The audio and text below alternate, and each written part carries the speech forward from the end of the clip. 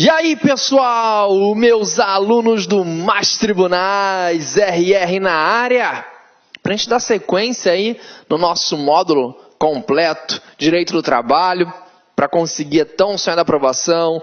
Como sempre, né, a gente já abre os trabalhos fazendo o brinde da vitória, o brinde do RR, olha aqui o brinde, com pensamentos positivos, né, que nós teremos uma boa aula, um bom aprendizado, sempre com o nosso lema, sempre lembrando que trabalho não dá trabalho, e quando a sua aprovação chegar, e falta muito pouco para isso, tenho certeza, vamos juntos brindar esse momento, a sua aprovação. Então, contem sempre comigo para o que vocês precisarem, ok?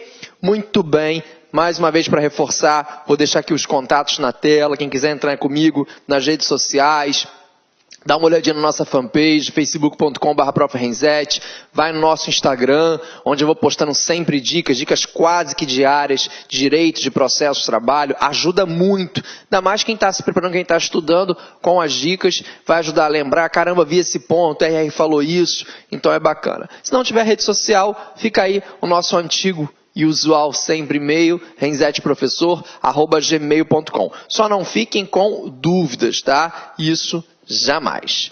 Bom, nosso tema então é a remuneração e salário. Antes da gente começar a falar do tema remuneração e salário, vamos só bater um bate-papo aqui bem interessante e bem corriqueiro. Nós sabemos que o direito do trabalho é o direito do dia a dia. Então, dificilmente você vai encontrar uma pessoa que não entenda direito do trabalho. Todo mundo diz que entende direito do trabalho. Todo mundo é palpiteiro em direito do trabalho. Todo mundo não comenta um jogo de futebol? Todo mundo é comentarista? A mesma forma aqui no direito do trabalho. Todo mundo comenta, todo mundo palpita sobre o direito do trabalho. Então, eu nunca vi numa praça pública as pessoas 4, 5 horas da tarde discutindo direito tributário, direito financeiro, direito econômico, direito civil, nem tanto, nunca vi. Agora, direito do trabalho, família, penal, todo mundo discute, todo mundo palpita, todo mundo sabe. Então, é cercado de lendas. Tomem cuidado, lendas, mitos que cercam bastante aí a nossa disciplina. Mas por que esse papo inteiro? Porque se você hoje for perguntar para uma pessoa, perguntar a um popular, a seguinte pergunta: me diga uma coisa, meu amigo, qual é o seu salário? Ele vai responder: meu salário é de R$1.000. Se você passar 5 minutos e retornar a pergunta para a mesma pessoa, mudando um pouquinho o nome, e me diga qual é a sua remuneração, ele vai dizer: minha remuneração, já disse, é de R$1.000. Onde eu quero chegar? Que para a maioria esmagadora dos empregados não existe distinção entre a nomenclatura salário e a remuneração. Para ele vai ser a mesma coisa. Ele quer saber o seguinte: é milão que eu boto no bolso? É. Então, seja salário, seja remuneração, isso não me importa. Mas para nós, estudantes aqui do Direito do Trabalho, vamos fechar, gabaritar o nosso próximo concurso público, nós temos que, sem dúvida, conhecer as diferenças. Esse tema, essa temática, ela vem envolvida no artigo 457 da CLT em diante, que a gente vai depois destacar alguns dispositivos, mas vamos bater um papo inicial e agora um papo correto. O que vem ser o salário? Salário é a principal obrigação do empregador perante o contrato de trabalho, sem sombra de dúvidas. Salário é uma contraprestação pelos serviços prestados. Atente-se na minha dica que eu vou te ensinar agora. Quase tudo, olha lá, quase tudo que sai do bolso do empregador é salário. Quase tudo. Então, alguma coisa deve sair que não é salário? Isso aí. Vamos bem devagar, vamos bem tranquilo, que a gente tem uma excelente carga horária que nos permite ir com muita tranquilidade nesse curso, e esse é o objetivo. Então, quase tudo que sair do bolso do empregador será chamado de salário. Salário, conta prestação, vantagem, né? A gente pode falar assim em pecúnia ou em utilidade, vamos ver isso também, que é paga diretamente ao empregado pelo empregador. Então, pagamento direto, efetuado pelo empregador, nós vamos chamar de salário, tudo bem? Então, preste bastante atenção nisso. Agora, quando a gente fala nesse salário, ele pode ser fixo ou ele pode ser variado. Um salário fixo é uma contraprestação garantida em variável. Qual é o seu salário? R$1.000. Quanto foi pactuado com o empregador? R$1.000. Esse é um salário fixo.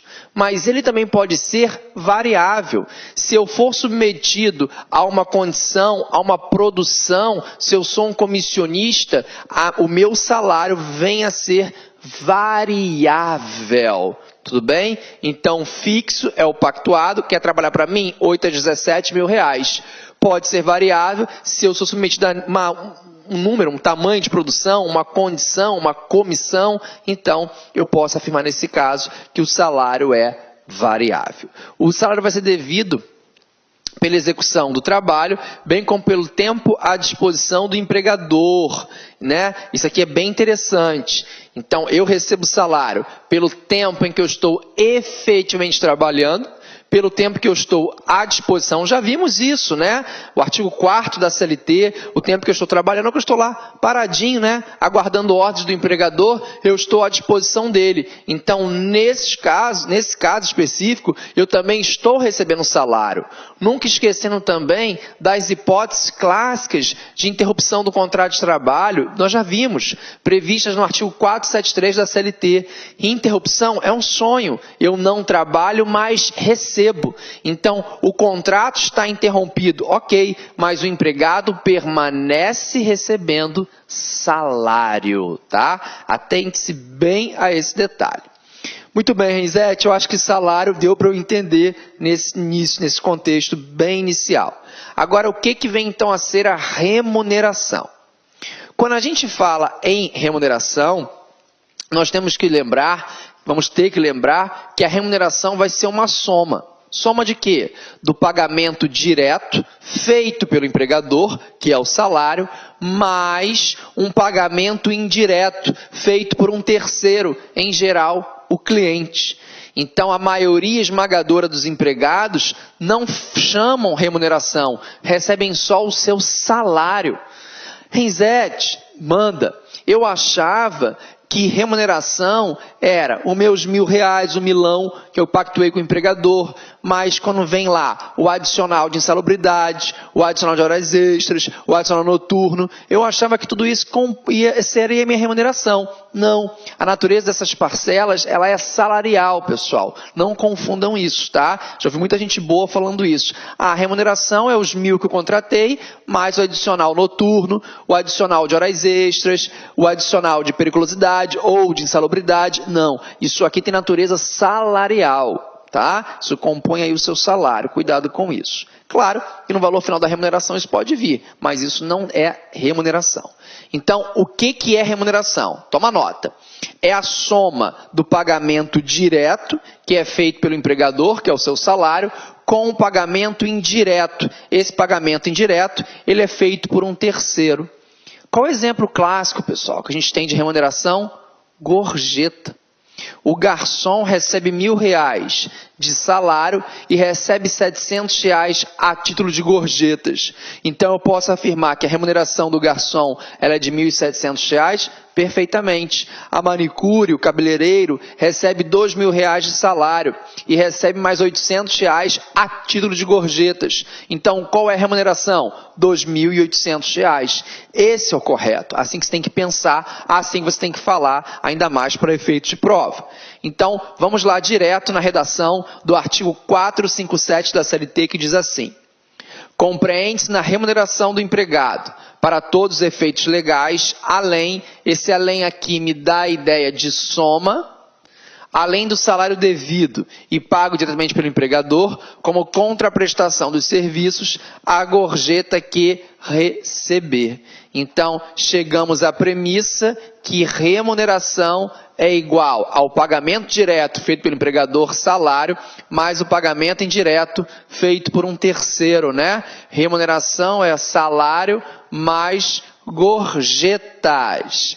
Então, remuneração é salário mais gorjetas. O empregador não paga gorjetas. O empregador paga salário. Quem paga gorjeta é um terceiro, em geral, o cliente. Tudo bem? Até aqui estamos juntos? Maravilha. Mas, Renizete, manda. Eu estive esse final de semana com a minha família, comemorando o aniversário da minha mãe. Nós fomos no restaurante e quando veio a nota, não tinha gorjeta. Nesse mesmo dia eu saí à noite com a minha namorada, fui tomar um chopp, comer uma pizza com a minha namorada e quando veio a nota vinha lá os 10%, vinha gorjeta do garçom. Mas no domingão com os meus pais eu não recebi essa cobrança, ou seja, aquele restaurante não cobrava gorjeta. Mas você foi bem atendido? Fui muito bem atendido e fiz questão de tirar do meu bolso R$10 e dar para aquele garçom a título de gorjetas. E aí? Gorjeta, toma nota, tem que ser isso. Gorjeta, ou ela é cobrada na nota de serviços, quando você foi tomar o chopp, comer a pizza com sua namorada, que você teve lá a cobrança da gorjeta, isso é gorjeta, mas também gorjeta pode ser dada de forma espontânea. Então, gorjeta ou é cobrada na nota de serviço, ou ela é dada de forma espontânea pelo cliente, nunca esqueça disso, tá? Então, não é só o que é cobrado na nota, ela pode ser também espontânea, é redação do artigo 457, parágrafo 3º da CLT, acompanhem comigo. Considera-se gorjeta não só a importância espontaneamente dada pelo cliente ao empregado, como também aquela que for cobrada pela empresa ao cliente, como adicional nas contas a qualquer título e destinada à distribuição dos empregados. A premissa é essa exatamente aqui. Salário, quem paga é o empregador. Salário sai do bolso do empregador. Remuneração é a soma do pagamento direto do salário com o pagamento indireto, que é a gorjeta. Ó, a gorjeta em euro, que beleza, ó. Então, salário, quem te paga é o empregador. Remuneração é a soma do salário mais as gorjetas. Salário, quem paga é o empregador. Quase tudo que sai do bolso do empregador é salário. Gorjeta, quem paga é um terceiro, ou cobrado na nota de serviço, ou dada de forma espontânea. Nunca esqueça disso, tá? A fórmula já está na sua cabeça. Remuneração é igual a salário mais gorjeta. Cuidado. Pensando numa provinha, se eu fosse examinador eu faria isso, do CESP. Eu colocaria essa premissa: todo empregado recebe salário, mas nem todo empregado recebe remuneração. Se uma questãozinha dessa caísse numa prova, não caiu até hoje, muita gente ia rodar, vocês não. Então atente-se aqui, ó. Todo empregado recebe salário, mas nem todo empregado recebe remuneração. Claro, eu não posso só receber como garçom, como cabeleireiro, manicure, o que for, apenas gorjeta. Quem recebe gorjetas recebe o salário mínimo ou o piso da categoria, dos comerciários, por exemplo. Então, todo empregado recebe salário? Perfeito, porque sempre vai ser esse pagamento direto do bolso do empregador, mas nem todo empregado recebe remuneração, já que remuneração é a soma do salário mais gorjetas, não esqueça disso, tá? Não esquece. Muito bem. As gorjetas, elas devem ser anotadas no contrato de trabalho, na CTPS do empregado? Sim. A estimativa das gorjetas que eu vou receber como garçom devem vir anotadas na minha CTPS. É redação do artigo 29, parágrafo 1º da CLT. Acompanha comigo. As anotações concernentes à remuneração devem especificar o salário, qualquer que seja a sua forma de pagamento, seja ele em dinheiro ou em utilidade, falaremos sobre isso depois, bem como a estimativa de gorjetas. Renzete, manda. Essa gorjeta, ela vai incidir reflexos. Quando o edital do seu concurso fala lá em cálculos trabalhistas, numa prova de TRT, o que ele quer saber é isso. O que ele quer saber são essas bases. Então, preste atenção. Se o seu salário, ele é R$1.000, e você recebe a título de gorjetas, por exemplo, R$800, a sua remuneração é de quanto? R$1.800. Perfeito. Ou seja, quando o empregador for conceder as minhas férias, quando o empregador for pagar o meu 13º salário, quando o empregador for depositar o meu fundo de garantia, ele vai calcular em cima de quê? Dos R$1.000, que é meu salário, ou dos R$1.800, que é a minha remuneração? Dos R$1.800, que é a minha remuneração. Tudo bem? Então, esses R$1.800 vão incidir, por exemplo, o 13º salário, as minhas férias acrescidas do terço constitucional, 8%, que é a regra do meu FGTS, vai ser calculado em cima dos R$ 1.800, que é minha remuneração, não em cima de R$ 1.000, que é meu salário. Então, atente bem a esse detalhe. Então, eu posso perfeitamente dizer que a gorjeta vai incidir reflexos. Reflexos em 13º, em férias e FGTS. Renzetti, diga. Faz o seguinte, então, pega essa chave que está aí verde, faz uma listinha para gente do que a gorjeta vai incidir. Aí eu anoto no meu caderno aqui e tenho o material. Beleza, é uma boa ideia. Só que eu não preciso fazer nenhuma listinha para você. Por quê? Porque o TST fez essa listinha na súmula número 354. Ele diz o seguinte, que gorjeta não integra o ARA. Que? ARA. Não entendi. Vai entender. Lembra daquela, na hora da prova, todos os meus alunos lembram disso. Lembra de uma banda baiana chamada Araqueto? Eu não sou tão novinho, eu lembro da banda Araqueto, né? O Araqueto é bom demais.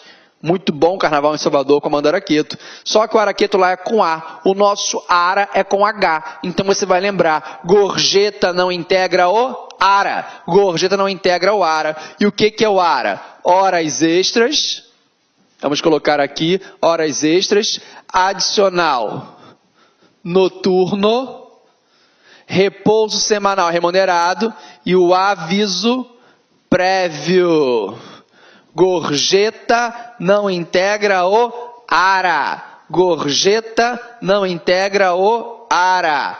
Horas extras, adicional noturno, aviso prévio e repouso semanal remunerado. Para ficar só mais fácil decorar, então, comigo, gorjeta não integra o ARA, horas extras, aviso prévio, repouso semanal remunerado e o adicional noturno. Por que, Renzetti? Porque essas 4 parcelas, elas vão ser calculadas exclusivamente sobre o salário. Salário vai cair na sua prova e eu vou gritar no seu ouvido na hora da prova. Gorjeta não integra o ARA. ARA. Lembra da banda Araqueto? Só que o nosso ARA é com H. Horas extras, aviso prévio, repouso semanal remunerado e o adicional noturno. Porque são parcelas calculadas exclusivamente sobre o salário do empregado. Se errar, não me conta, hein? Vou ficar muito triste. Você não vai errar, tenho certeza. Tudo bem, pessoal? Então, essa súmula não cai, despenca na sua prova e ela vai aparecer e você vai lembrar, parou, Renzetti me ensinou, parou, diga daí, Renzetti me ensinou, sua mãe, seu pai, sua irmã, sua tia, sua avó estão achando esse professor é maluco, minha filha, para de estudar essa aula, né? Não sou não, eu quero a aprovação de vocês. Vamos lá, súmula 354 TST. As gorjetas cobradas pelo empregador na nota de serviço ou oferecidas espontaneamente pelos clientes integram a remuneração do empregado, não servindo de base de cálculo para as parcelas de aviso prévio, adicional noturno, horas extras e repouso semanal remunerado. Está aí o nosso ARA. Horas extras, aviso prévio, repouso semanal remunerado e o adicional noturno, porque são parcelas calculadas exclusivamente sobre o salário do empregado. Tudo bem? Você não vai errar essa, tá? A súmula 354 é uma das queridinhas da banca. A banca Fundação Carlos Chagas, a FCC, Fundação Cuidado Comigo, que manda nos TRTs, ama de paixão essa súmula e eu não aceito que um aluno do Mais Tribunais erre essa questão. Tá bom? Muito bem. Vamos seguir, professor? Vamos. Uma grande coisa a ser dito sobre o salário, não pode passar pela gente, é a possibilidade da sua forma composta. Como assim? Eu posso receber uma parte em dinheiro e uma parte em utilidade? Posso sim. É o chamado salário in natura ou salário utilidade. Então, posso receber R$ 700 em dinheiro, por exemplo, e posso receber R$ 300 em um aluguel, em uma academia. Posso. Sem nenhum problema. É o salário utilidade. Salário in natura ou salário utilidade. Agora, cuidado. Se eu for receber o meu salário dessa forma mista, composta, pelo menos 30% tem que ser em dinheiro. É possível, sim, mas pelo menos 30% tem que ser em dinheiro. Pois bem, uma coisa bem interessante são as características desse salário in natura. Para que eu faça jus, ao salário in natura, porque eu tenho direito ao salário in natura, tem que existir a habitualidade no fornecimento. Aonde eu quero chegar? Tem que existir uma expectativa do empregado de receber aquela parcela como utilidade, como salário. Então, se eu recebo só essa utilidade, se eu recebo o aluguel só esse mês, se a academia é paga só esse mês, isso não tem expectativa para o empregado. Então, isso não seria um salário-utilidade, seria um prêmio, uma bonificação, o que for, mas jamais poderia levar o nome de salário-utilidade. Então, para que seja configurado o salário-utilidade ou o salário in natura, tem que existir uma expectativa, no recebimento daquela parcela por parte do empregado. Não esqueça disso. Para que seja o salário utilidade ou in natura, essa mesma utilidade, ela tem que ser benéfica ao empregado. Eu não posso jamais aceitar que cigarros, bebidas alcoólicas, drogas nocivas, remédio é droga, a gente sabe disso, sejam considerados como salário, utilidade ou in natura, isso de forma alguma, tá bom? E a lei também ela não pode nunca vedar aquela utilidade como salário. Vamos depois dar uma olhada, vai chegar essa hora, de observarmos o artigo 458, parágrafo 2º da CLT, que ele elenca lá 7 utilidades que o empregador pode fornecer tranquilamente aos empregados, que nunca será considerada salário. Mas onde é que está, Renzetti, o artigo sobre isso? Está aqui, o artigo 458 da CLT, ele fala sobre o salário in natura ou o salário utilidade. Acompanhe a leitura comigo. 458 da CLT, além do pagamento em dinheiro, ou além da ideia de misto, Além do pagamento em dinheiro, compreende-se no salário para todos os efeitos legais, alimentação, habitação, vestuário ou outras prestações in natura. Renzetti, esse outras prestações in natura não me dá um norte, Abre-se um leque de tudo que pode ser considerado salário de utilidade ou in natura. Perfeito. E depois tem um macetinho, tá? Então, alimentação, habitação, vestuário ou outras prestações in natura que a empresa, por força do contrato ou costume fornecer habitualmente ao empregado. Em caso algum, será permitido o pagamento com bebidas alcoólicas ou drogas nocivas, tá? Muito bem, muito bem, muito bem. Uma outra coisa interessante é em relação à habitação e à alimentação. A habitação e a alimentação, como salário de utilidade, elas devem seguir um percentual. As demais parcelas devem sempre seguir um critério específico. Para efeito de prova, a gente tem que entender que a habitação e a alimentação, elas têm um limite que deve ser seguido. E qual é esse limite, Renzetti? Para a habitação, 25%, para a alimentação, 20% do salário contratual do empregado. Então, isso aqui, tinha que estar aqui, mas tudo bem. Habitação, 25%, alimentação, 20% do salário contratual do empregado, tá bom? Do salário contratual do empregado. Então, esse aqui é o limite que deve ser observado quando eu estou falando da utilidade habitação e alimentação. 25% habitação, 20% para a alimentação.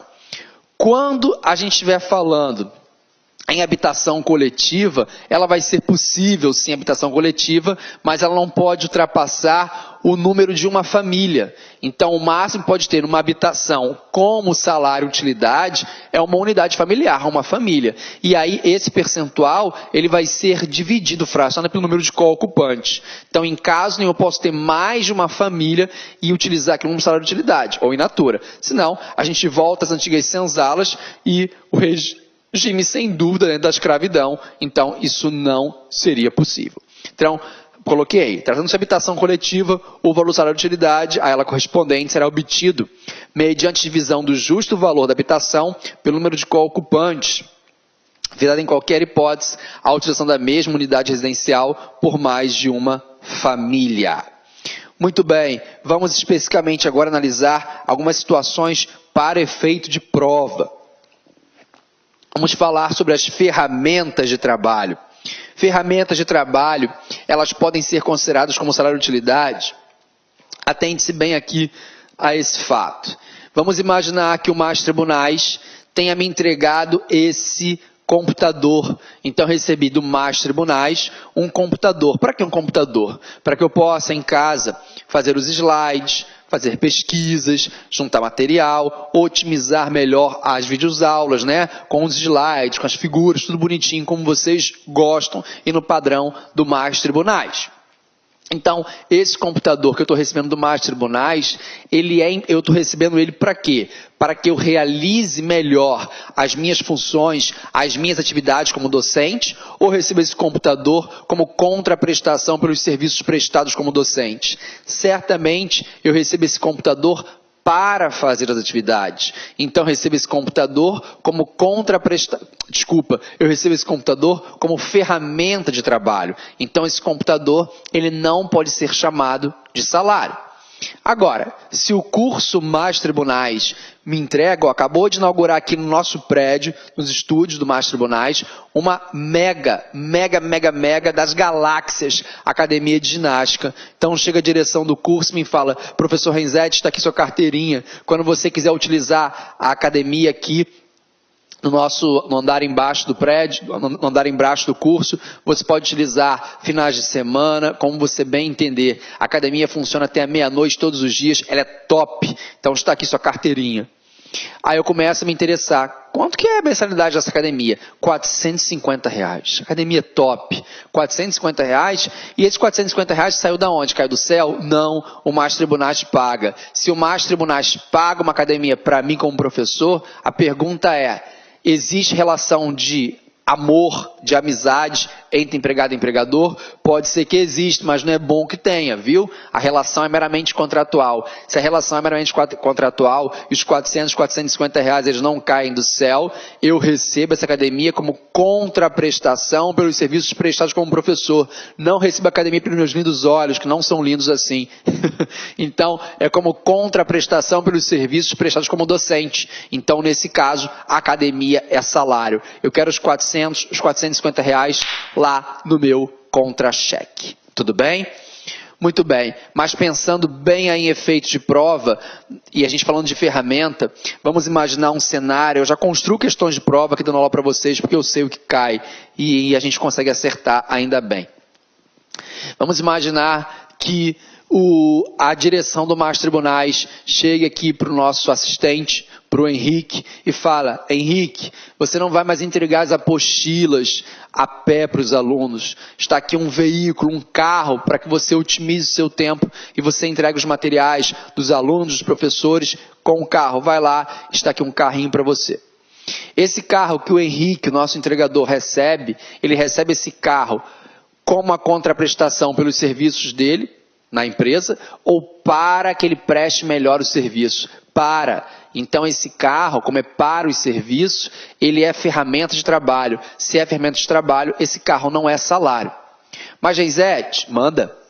O Mais Tribunais me falaram que não tem pátio para parar carro. É isso? Sim, não tem o pátio para estacionar os carros. Então, nesse caso, o Henrique faz entregas e vai direto com o carro dele com o carro da empresa, para a faculdade. Quando não tem aula, Renzete, ele vai para o shopping namorar, vai para o cinema e depois vai namorar. Ou então é para o restaurante, a fazer compras para a mãe dele. Então, ele utiliza esse veículo também em atividades particulares. Vem o TST e fala: se é ferramenta de trabalho, mesmo que o empregado utilize a ferramenta, né, o veículo, no nosso caso aqui, também em atividades particulares, isso não considera salário. Não é por isso que eu vou falar que é salário. Isso está na súmula 367 do TST. Acompanhe comigo o item 1. A habitação, a energia elétrica e o veículo que cai em prova, fornecidos pelo empregador ao empregado, quando indispensáveis para a realização do trabalho, não têm natureza salarial, ainda que no caso do veículo, seja ele utilizado pelo empregado também em atividades particulares. Aí o item 2 da súmula traz o cigarro. O cigarro não se considera salário de utilidade em fato de nocividade à saúde. Para ter esse item, como falando do cigarro, né, muitos alunos me perguntam isso, É claro que já choveram diversas demandas assim, não foi, Renzetti? Já nós tínhamos uma empresa, na década de 80, que não vou falar o nome, claro que não, ela entregava, né, fornecia aos seus empregados cigarro e dizia que era uma parte do salário. Isso não tem cabimento algum. Muito bem. Eu não sei se você, ao longo do meu discurso, meu debate aqui, observou que eu falei muito assim, é para o trabalho, é pelo trabalho. Esse para o trabalho e pelo trabalho não foi eu que criei, não fui eu, não foi um outro professor que você tenha assistido a aula. Quem criou foi a doutrina. A doutrina trouxe uma situação em que eu vou sempre saber se aquela utilidade fornecida pelo empregador é ou não é salário. É o famoso para e pelo. Então, deixa eu colocar um quadro para vocês aqui, é o famoso para o trabalho. Se aquela utilidade for fornecida pela prestação de serviço, ela é salário. Se é para a prestação de serviço, não é salário. Se eu, professor do Master Tribunais, recebo da direção um veículo, 0 quilômetros, para que esse veículo? Eu não posso vir com o meu próprio carro da aula? Posso. Eu não posso vir com transporte público? Posso. Eu não posso vir a pé? Posso. O problema é meu. Então, esse veículo, já que não existe relação de amor nem de amizade entre empregado e empregador, a relação é meramente contratual, esse veículo é salário, porque eu recebo esse veículo como contraprestação pelo serviço prestado. Então, se é pelo trabalho, contraprestação é salário, que era o valor do veículo lá no meu contra-cheque. Agora, não confunda o que eu falei. O Henrique, o nosso entregador aqui, ele utiliza o veículo para o trabalho, para fazer as entregas. Então, nesse caso, é ferramenta de trabalho, não é salário. Lembra do computador que eu recebi? Esse computador é para a prestação de serviços. Se é ferramenta, não é salário. Tudo bem? Maravilha, Renzetti. Estamos juntos? Beleza. Acontece o seguinte. O que aconteceu? O empregador, o bom empregador, que existe muitos bons empregadores no Brasil, começaram a mostrar uma resistência muito grande de sempre ter que parar e fazer perguntinha. É para ou pelo? É para ou pelo? Não vou entregar mais nada. Não vou dar utilidade nenhuma. Quer trabalhar para mim? 8 às 5. 1 hora de almoço, R$1.000, acabou, R$1.000 sequinho, toma. Então, observou-se, né, nesse período, né, observou muito, isso é histórico nosso, que os empregadores passaram a não dar nenhuma utilidade para os empregados. Veja a situação, aquele bom empregador que sempre prezou pela educação, quero que meus empregados sempre estudem, então viu lá, o nosso amigo aqui, Henrique, poxa, Henrique é esforçado, assiste às aulas, vou pagar uma faculdade de Direito para o Henrique. Aí vai lá, paga uma faculdade de Direito para o Henrique. Acabou a faculdade, paga um cursinho de OAB para o Henrique forma, o Henrique é aprovado no exame de ordem, o Henrique se habilita como advogado e a primeira reclamação trabalhista do Henrique vai ser contra quem? Haha! Contra o empregador, querendo que aquela mensalidade, aquele valor que era pago a título de educação, que passasse a integrar lá o contra-cheque dele, as verbas dele. Acontecia muito. Então, com isso, os empregadores engessaram completamente qualquer fornecimento de utilidade. E aí, no ano de 2000, veio o legislador e falou, espera lá, eu vou listar algumas utilidades que o empregador pode fornecer tranquilamente para o empregado que nunca, jamais serão consideradas como salário. Então você tem que decorar o artigo 458, parágrafo 2º da CLT. Tem coisas que eu te peço para entender, outras decorar. E aqui é decoreba mesmo, isso não cai, isso despenca na sua prova. Principalmente você que vai fazer a prova de técnico, você tem que engolir com arroz, feijão e sem água, é seco mesmo, o artigo 458, parágrafo 2º da CLT, acompanha comigo. Artigo 458. Para os efeitos previstos neste artigo, não serão considerados como salário as seguintes utilidades concedidas pelo empregador. Inciso 1. Vestuários, equipamentos ou outros acessórios fornecidos pelos empregados e utilizados no local de trabalho para a prestação de serviços. O que é isso aqui? Não vale falar que é capacete, que é luva, tá? Isso aqui é o EPI, é o equipamento de proteção individual. O EPI é salário? Óbvio que não. A ferramenta, o computador que o empregador me deu, me forneceu para que eu otimize os trabalhos, isso é salário? Não. O uniforme, você vai utilizar o uniforme para onde? Para quê? Para trabalhar. Para trabalhar. Depois do trabalho, você usar o uniforme? Não. Só se você for convidado para uma festa fantasia, aí você coloca o uniforme. Fora isso, você não vai colocar. Então, não é salário. Inciso 2. Educação em estabelecimentos de ensino próprio ou de terceiro, compreendendo os valores relativos à matrícula, mensalidade, anuidade, livros e material didático. Então, educação em si, educação em geral.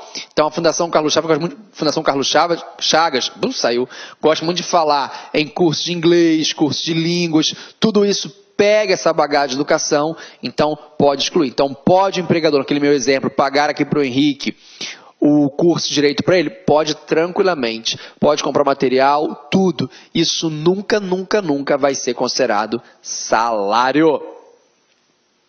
Transporte destinado ao deslocamento para o trabalho e retorno em percurso civil no transporte público. Não confunda isso aqui com horas in itinere, tá? Nós já vimos, não tem nada a ver. Isso aqui é quando o empregador utiliza o próprio transporte da empresa para te pegar em casa. Não é bondade, não é caridade. Ele só não quer que você falte, ele não quer que você se atrase. Então ele disponibiliza para você um micro-ônibus que te pega, que sonho, né? Na porta da sua casa com um cafezinho quente, água gelada e tem o DVD do Wesley Safadão rodando sem parar para todos os empregados assistirem.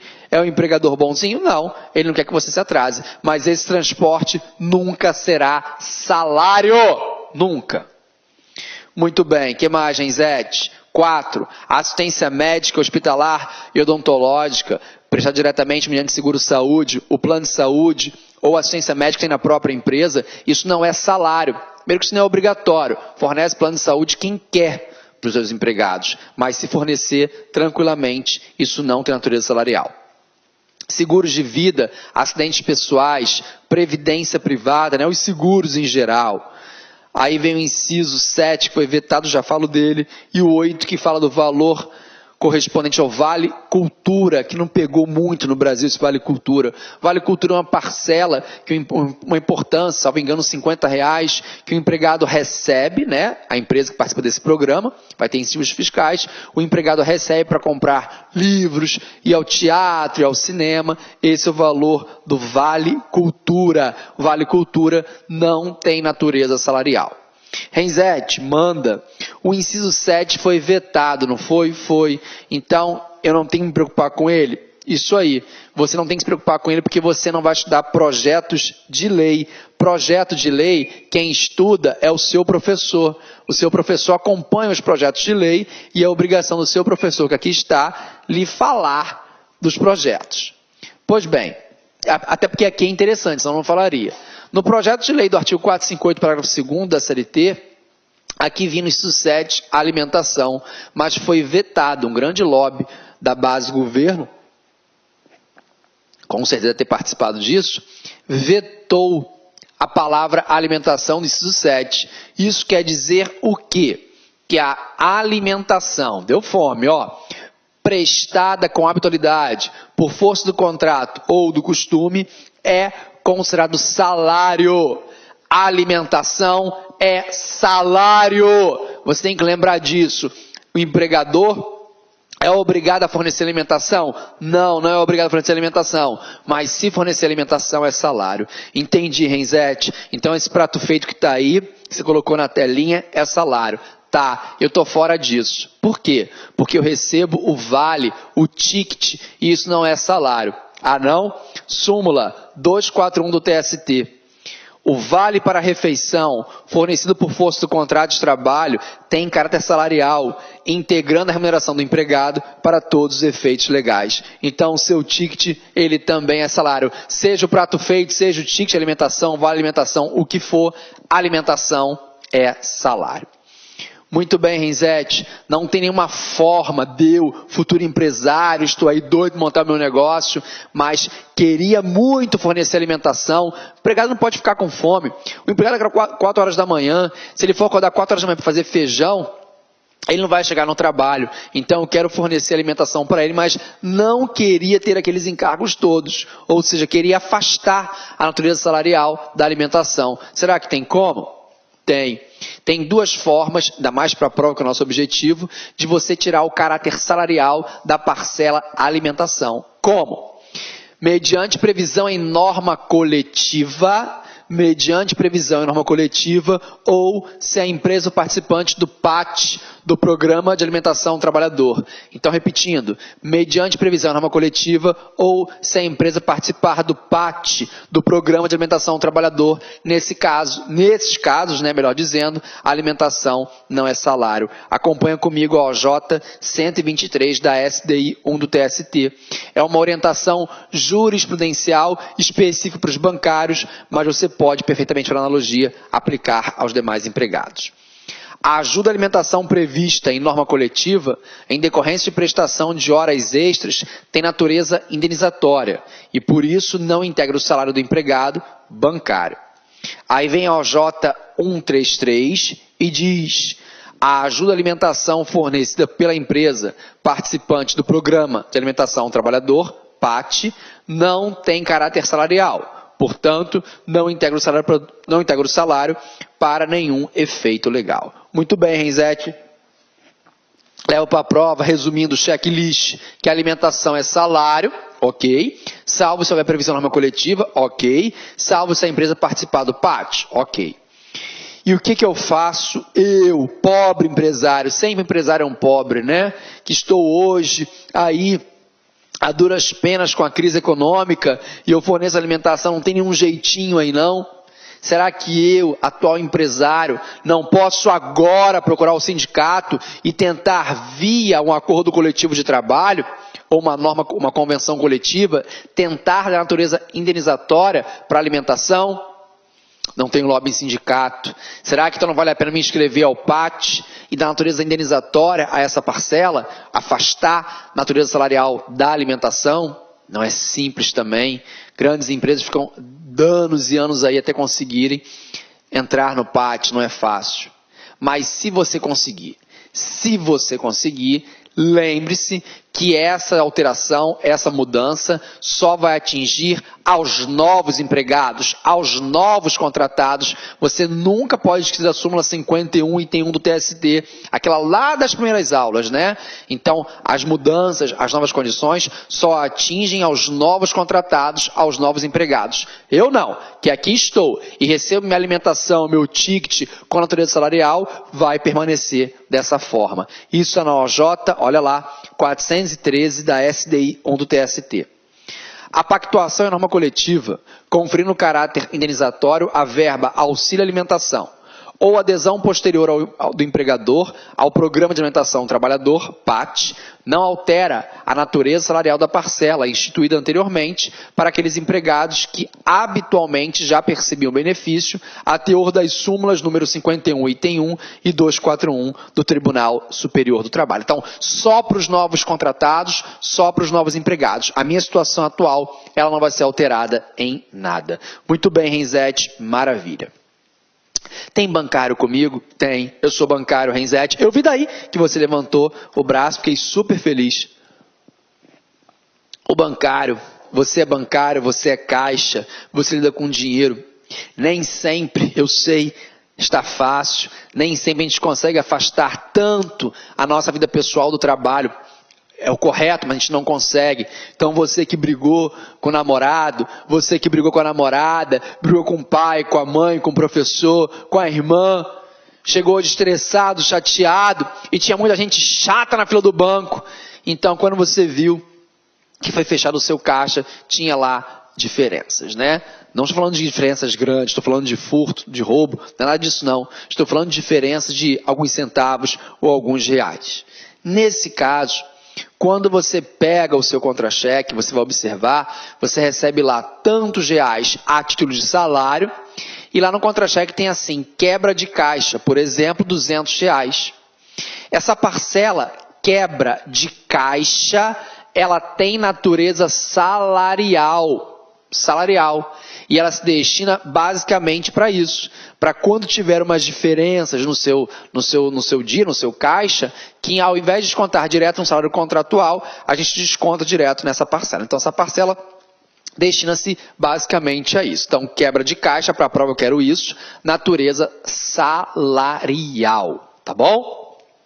É claro que essa quebra de caixa, ela foi instituída aqui, né, vou colocar para você, na súmula 247 para o bancário, mas vamos aplicar também por analogia para outros empregados, sem nenhum problema. Eu conheço várias empresas, supermercados, que lá tem a quebra de caixa, né? Cobradores de ônibus, alguns têm também essa parcela. Diz assim: a parcela paga aos bancários, sob a denominação quebra de caixa, possui natureza salarial, integrando o salário do prestador de serviços para todos os efeitos legais, tá? Então, parcela quebra de caixa, ela é salário. Muito bem. Renzete, quando você começou a dar essa aula para gente, você falou que o salário é quase tudo que sai do bolso do empregador. Eu entendi. E eu achava que eu entendi que salário é uma coisa, remuneração é outra. Beleza, você entendeu então perfeitamente a matéria. Só que quando eu pensava em remuneração, eu tinha um outro conceito. Eu achava que remuneração era os R$1.000 que o empregador acertou comigo. Esse é o salário, e aí quando eu somava a minha comissão, minha gratificação, minha diária para viagem, se fosse o caso, tudo isso somava-se à minha remuneração. Errado. Tudo isso soma-se ao seu salário. Então, tudo isso integra o salário. Então, o salário não é só a importância fixa estipulada, os R$1.000, como também comissões, gratificações, diárias para viagem, né, comissões, tudo isso integra o seu salário. Artigo 457, parágrafo 1º da CLT, acompanha comigo. Integram o salário não só a importância fixa estipulada, como também as comissões, percentagens, gratificações ajustadas, diárias para viagem e abonos pagos pelo empregador. Muito bem, vamos falar um pouquinho aqui, então isso integra o salário, tá? Comissão, decora, percentagem, gratificação, diárias para viagem, vou chamar atenção aqui, e os abonos. Vamos falar um pouquinho aqui dessa comissões e percentagens. Quando a gente fala em comissões e percentagens, quem recebe comissão ou percentagem é quem tem um salário variável, né? Quem possui uma remuneração variável, tá? Isso é interessante. Então, mesmo nos meses em que não houver venda ou que a venda for muito fraca, eu vou ter assegurado o salário mínimo, né? Ou o piso da categoria, isso aí é certo. O próprio artigo 7º, aqui está, inciso 7, fala lá, garante de salário nunca inferior ao mínimo para os que percebem remuneração variável. Quem percebe remuneração variável? O comissionista, né? Esse sim. Então, o mês que eu não vender nada, ou o mês que eu vender muito pouco, pelo menos o salário mínimo está lá assegurado. Mas quando eu falo em comissionista, eu vou ter duas espécies de comissionistas. O comissionista puro e o comissionista misto. Quem é o comissionista puro? O comissionista puro é aquele que recebe apenas a base de comissão. Eu recebo só a comissão. Tudo que eu vender é meu. Mas existe ainda o comissionista misto. O comissionista misto, ele recebe uma parte do salário em comissão e a outra é um valor fixo. Costuma ser o salário mínimo ou o piso da categoria. Então, esse comissionista misto, ele recebe uma parte do salário em comissão, uma parte em variável e outra parte fixa, tá? Então, esse é o comissionista misto. Muito bem. Nas vendas a prazo, aqui para efeito da nossa prova, isso é interessante. Então, sempre feita uma venda a prazo, eu recebo comissões, o empregado só receberá as comissões de forma parcelada. Ou seja, a partir do momento em que entrar no caixa da empresa aquela venda, aquela parcela, eu vou receber a minha comissão também parcelada. É assim que funciona. Terminou o contrato de trabalho, ele não vai prejudicar o recebimento dos valores adquiridos. O que eu já vendi é meu, né? Tenho direito, sempre lembrando da alteridade, que os riscos, negócios vão pertencer ao empregador. Então, se eu vendi, a comissão é minha. Então, não é porque terminou o contrato que eu não vou receber. Claro que eu vou. Ah, o cliente não paga. O empregador que corra atrás, né? Isso aí não vai ser para o empregado. Muito bem. Diz o artigo 466 da CLT, o pagamento de comissões e percentagens só é exigível depois de ultimada a transação a que se refere. Então, só vou pensar em receber a comissão depois que ultimar a transação, depois que fechar a venda. Não é receber de cara, isso não existe. Aí vem o parágrafo 1º. Nas transações realizadas por prestações sucessivas, parcelas, é exigível o pagamento da percentagem de comissões que lhes disserem respeito proporcionalmente à respectiva liquidação. Então, isso quer dizer o quê? Na medida em que for entrando na conta da empresa, eu vou recebendo a minha comissão. Vou receber também ela de forma parcelada. A ideia básica é essa. Parágrafo 2º. A cessação, a terminação das relações de trabalho não prejudica a percepção das comissões e percentagens devidas na forma estabelecida por este artigo. Então, não altera em nada se o meu contrato foi extinto, tá? Aquilo ali já é um direito meu. Muito bem. Em relação às gratificações. Gratificação eu recebo como contraprestação pelos serviços prestados àquela empresa em algumas condições. A gratificação de função, exemplo, quem recebe é um gerente. Então, se eu sou um gerente, se eu exerço um cargo de confiança, eu vou receber uma gratificação de função por aquela função. A gratificação de função, isso é bem interessante, ela vai se incorporar ao meu salário, atente-se bem a esse detalhe. A gratificação de função não vai se incorporar, ou melhor, depende. Se você exerce o cargo de confiança, o que for, por 10 ou mais anos, e por um motivo, qual lá que seja, você é revertido por cargo anterior, você volta, mas não perde gratificação, tendo em vista o princípio da estabilidade financeira.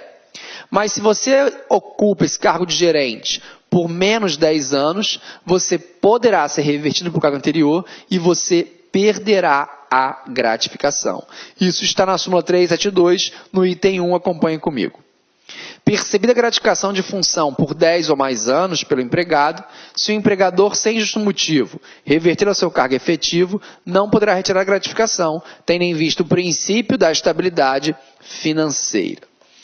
Muito bem. Já em relação ao abono, a gente não vai confundir nunca com abono de férias. O abono de férias, de até 20 dias, ele tem natureza indenizatória, ele não tem natureza salarial. Esse abono aqui, ele tem natureza salarial. O abono é uma verba salarial, não esqueça disso, decorrente de uma mera liberalidade do empregador. É liberalidade do empregador dar o abono como se fosse um plus, né, vamos dizer assim, no salário daquele empregado. Diária para viagem. A diária para viagem acontece o seguinte: alguns empregados trabalham fora, trabalham de forma externa. Então o cara tem que comer, tem que estacionar, tem que colocar combustível, em alguns momentos tem que pernoitar, tem que dormir. Então esse empregado tem que receber diária. Essas diárias, elas podem ser fixadas num valor, toma R$100 a título de diárias, aí com R$100 você come, você dorme. O problema é seu, você vai comer hoje num restaurante 5 estrelas, vai comer na marmita, numa quentinha da tia Loló. O problema é seu, se vira com R$100. Estaciona, bota gasolina, é a sua diária. Pode ser que seja assim. Pode ser também que o empregado utilize o seu cartão de crédito e depois a empresa reembolse. Pode ser que tenha um crédito, o cartão corporativo da empresa. Enfim, tudo isso, todas essas formas não afastam as diárias. Mas o que fez o legislador? O legislador, observando que essa diária para viagem poderia ser uma brecha, uma fraude, ele trouxe uma limitação, falando, não é bem assim não. Diária para viagem, como assim? O que pensou o legislador? Imagina se eu for agora ao mercado de trabalho e eu vou contratar um mega engenheiro, o melhor engenheiro das galáxias para participar de um projeto meu. Para chamar esse engenheiro, eu sei que tem que oferecer no baixo para ele uns R$20 mil de salário. Imagina eu chegando para esse engenheiro e falando o seguinte: meu amigo, vem cá, diga, Eu vou te contratar. Ah, vai? Vou. Eu vou te pagar R$1.000. Ele fala o seguinte, eu desligo ou você desliga? Não, ouça até o final. Nós temos aqui na nossa empresa, pelo menos em andamento hoje, umas 60 obras. E eu quero que você seja os meus olhos nessas 60 obras que vão ampliar isso para mais. Então, como é que vai funcionar? Eu vou te pagar R$1.000 de salário e para cada obra que você visita, eu te dou mais R$1.000 em dinheiro, na hora, a título de diárias. O cara aceita? Claro que aceita. Eu ainda comento, ó, vai ser R$1.000 em dinheiro de salário, paga o teu aluguel, paga o teu personal, paga a tua academia, paga as tuas compras, paga o teu condomínio, tá bom demais, paga a tua pensão, paga a escola dos teus filhos, eu te dou R$1.000 no mês de diários. Coisa boa, tô dentro. Ainda coloco R$1.000 no bolso? Oh, que maravilha. Então, percebendo isso, veio o legislador e falou o seguinte, olha, a diária para viagem que exceder a metade, a 50% do salário do empregado, terá natureza salarial. Então, cuidado com isso, tá? Diária para viagem até 50% do meu salário não tem natureza salarial. Diária para viagem que excede a 50% tem natureza salarial. Aí, a Fundação Carlos Chagas gosta muito de colocar esse tema, né? Falar que o empregado ganha R$1.000, fala assim, e recebe R$501 a título de diárias.